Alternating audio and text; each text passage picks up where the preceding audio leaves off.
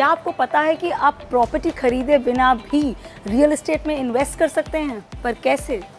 इस एपिसोड में मैं आपको यही बताऊंगी। You can invest in REITs, real estate investment trust कहते हैं इसको।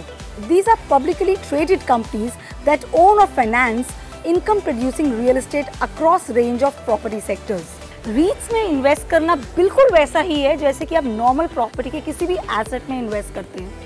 जैसे कि किसी शॉपिंग मॉल में आपने शॉप खरीदी, या फिर किसी ऑफिस बिल्डिंग में ऑफिस स्पेस, या फिर हॉस्पिटल में किसी पार्टनर के साथ इन्वेस्ट किया हो उसके लैंड में, या फिर किसी अपार्टमेंट में आपने अपना कोई शेयर डाला हो। आप इसको बिल्कुल वैसे ही ले सकते हैं जैसे कि आप शेयर मार्केट में शेयर्स खरीदते हैं, तो REITs मान लीजिए रियल एस्टेट में एक शेयर की तरह है। इसे आप बिल्कुल ऐसा ही समझिए कि जैसे कि आप किसी हाई प्राइस प्रॉपर्टी में डायरेक्ट इन्वेस्ट ना करके REITs के शेयर्स खरीदते हैं, जिसका मतलब ये हुआ कि आप उस हाई प्राइस प्रॉपर्टी के पोर्टफोलियो में इन्वेस्ट कर रहे हो, और जो भी उस प्रॉपर्टी का कैपिटल एप्रिसिएशन और इनकम जनरेशन होगा उसका एक हिस्सा आपको भी मिलेगा।